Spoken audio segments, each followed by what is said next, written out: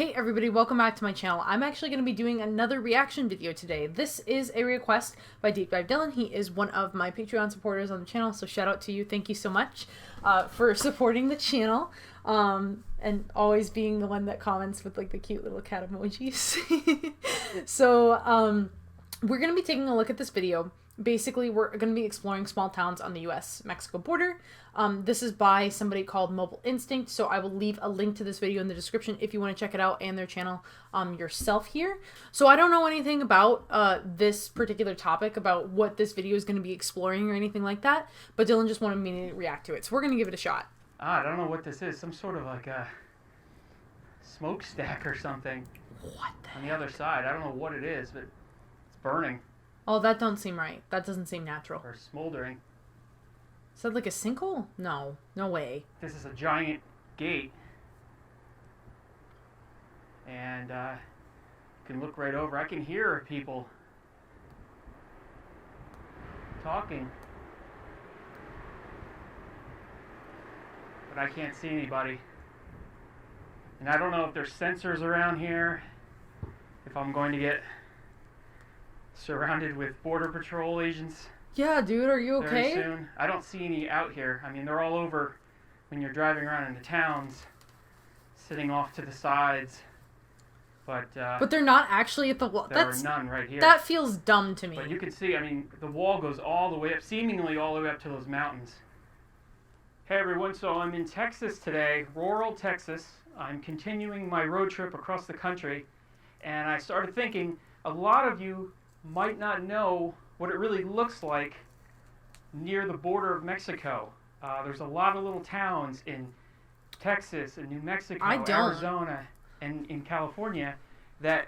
Honestly, like, the most that I ever see, I think, is the, the wall itself.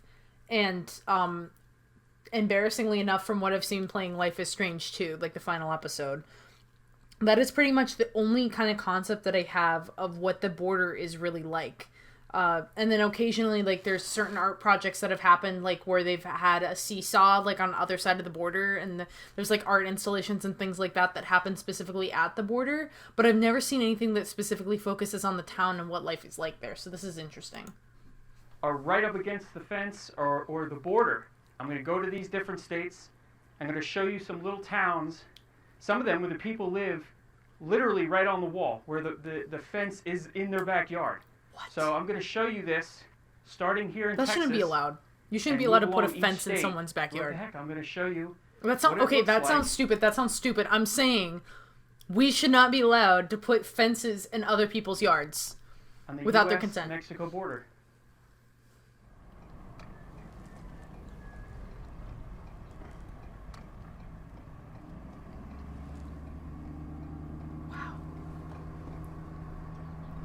Feels so arid and dry out here. Look at the old cars. So this is the town of San Elizario, which is about a half an hour from El Paso, Texas.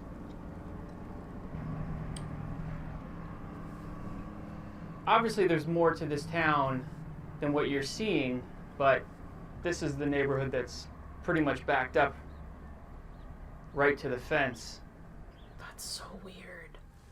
And then right here is a gate for the Border Patrol to get through. There's a little dog. Oh, I'm sorry. I guess those gates make it so the Border Patrol can go on either side and patrol. It's interesting. I've never really been to the American Southwest. The furthest south I've been in the American Southwest has been Arizona, which is not on the border, so I've never seen any kind of border or anything. Arizona, I don't remember it kind of looking like this, so this is just so different and new to me. Look at the green trees in the background. There's a horse right on the side of the road. As there are. Eating some grass. Oh, okay, that horse is just completely loose. Okay. Look at the swings. Look at the the soccer field. I gotta tell you, I love the chickens that are around. You can hear the roosters because it's early in the morning. So much farmland. I wonder if if these people are actually farmers, the people that live down here, if they're actually farmers. There's also a lot of cars. I'm wondering if there's like some kind of like auto mechanic industry down here on the border, which I don't know. I guess that kind of makes sense. They've got So once I leave here, I'm going to make my way into New Mexico, and then make my way into Arizona. And what I want to do is get all the way into California. At the very end, where the ocean is, the border wall goes right in. The fence goes right into the water. So that's my ultimate destination.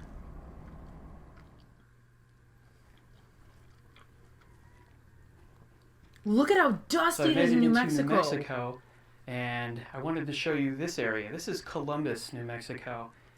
The border wall is a little different in this area because in this area you can actually see right into the backyards of the Mexico homes. Well, some of them are pretty. The chickens. There's a random cat running across the road. Oh, I want that cat, man. Now this area is fairly quiet. People cross from U.S. into Mexico, Mexico into U.S. simply just by walking across. I mean, I'm sure they show credentials, but it's not a major customs area or anything like that. It's very quiet here. But that's not really why I brought you to Columbus. I brought you here because Columbus plays a significant role in the U.S. history because of the 1916 raid where Pancho Villa and a bunch of his men crossed over the border and actually raided and burned the town of Columbus. Dang. So that happened just a little ways up the road. So I'm going to take you there right now. So where I just was, the border of Mexico is 3 miles south from here. And it's this area right here. This is the town where in 1916, in the middle of the night, Pancho Villa and his men came up here and took Camp Furlong and the town by surprise. This overlooks everything. This is really the tallest hill around for miles.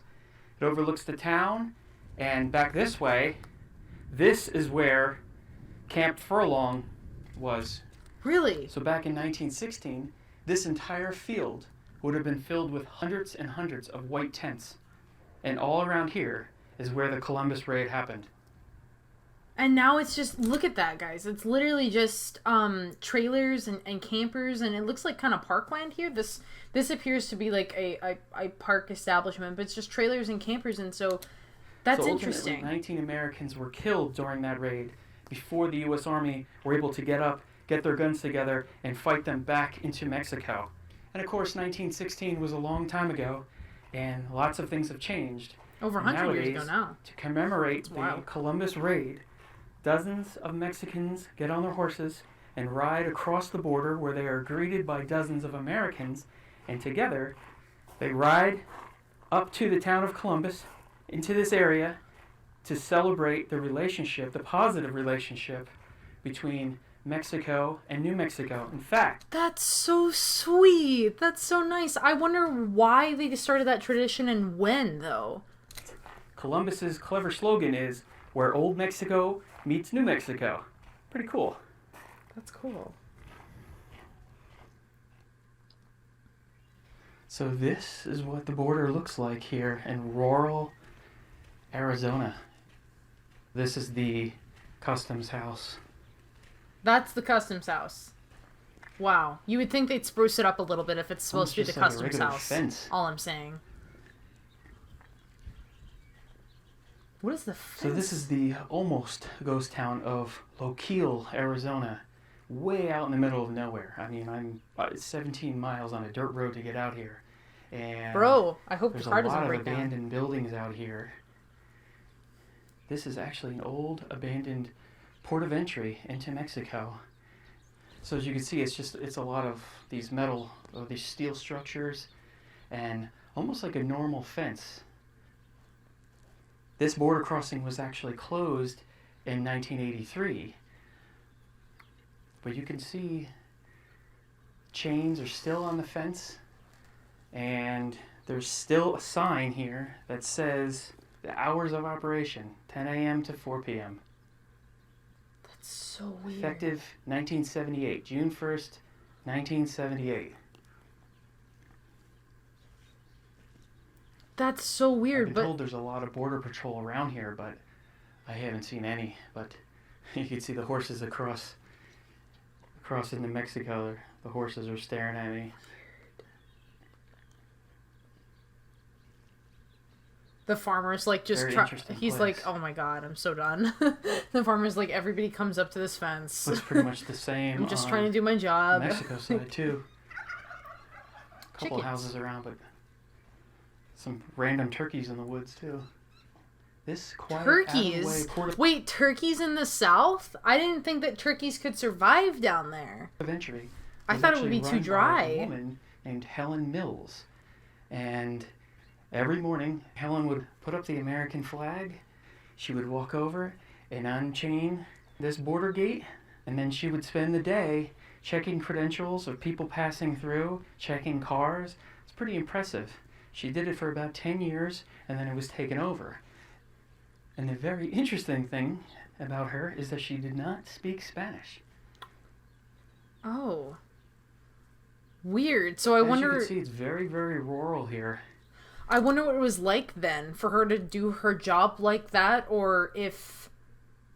That's so weird. How could you work at the border for 10 years without knowing Spanish? I mean, yes, like, there's people who are bilingual, you know, in both the U.S. and in Mexico, but still, that's just so weird how you could do your job. Very quiet. And honestly, one lady by yourself, too. Climb over this, it'd be very, very easy. But I don't know if this is really an area where people like to cross here. I have no idea. I haven't seen any border agents at all. Okay, so the final state... I'm assuming no, because it's very dry. And because, like, he said it took 17 miles down a dusty road to get out. So it's like, if you don't... If you're somebody that's trying to cross the border without, you know, without papers, like... I don't think that this is an ideal place for you to cross because it's so dusty and dry out here. You would have to get 17 miles to, like, get to wherever the main road is. Show you is probably not ideal. Saved the best for probably last. You would probably get caught. Order anyway, but this place is very, very interesting. So stay tuned for this. What? Oh no! Somebody lost their sandal. Oh, we're in San Diego. I wonder how long it took this guy to film this. Right on the line, actually right over the wall there is Tijuana. Oh, so this is a very interesting area. Look at how beautiful and pristine those houses look. Look at the pink and the white and the stylish little balconies there, like especially here. That's so pretty. Look at the hills. Look at the palm trees. It looks so pretty. For a couple different reasons. Oh, so pretty. We were right on the water here, right? Look at all the greenery there. Wow. As the Pacific Ocean meets California, and we were also right next to Tijuana. This place right here is called Borderfield State Park, and it's largely abandoned, although you can still come here. One of the reasons why it's abandoned, from what I've heard, is that there is large amounts of sewage water runoff coming from Mexico down into this area, polluting a lot of these little ponds and brooks in the area. Y'all should probably do something about that. That doesn't sound good for the ecosystem. And then ultimately, it ends up in the ocean. So you don't find people out laying on the beach, or certainly not swimming or surfing or anything out here. And also, this is kind of a hotbed area for people to cross over at night and hide in these bushes. And because of that, the Border Patrol is all over this area. Wow. So now this is the beach. You can see it's almost completely empty except for just a few people that are walking over to the fence here. This is the end of the fence that separates Mexico and the U.S. And as you can see, it goes right into the ocean. Now one would wonder, isn't it easy to just wade out there to the end of the fence and make it around? It probably is, but that would also explain why there's always Border Patrol here. Interesting. And this is what it looks like on the other side. This is Tijuana. Look at that. And like look at all the cute little the stands that they have. People hanging out, normal day. I bet it's just nice to walk along the beach. It's a little chilly to really be in the water, but they're definitely hanging out on the beach.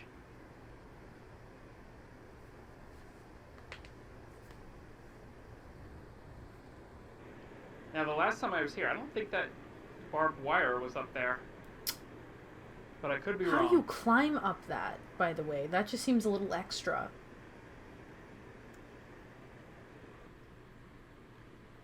As you can see, it's kind of like a double fence. The U.S. side, they really don't want you going beyond that fence on the left-hand side, whereas the actual fence, the actual border wall is right there. So wild.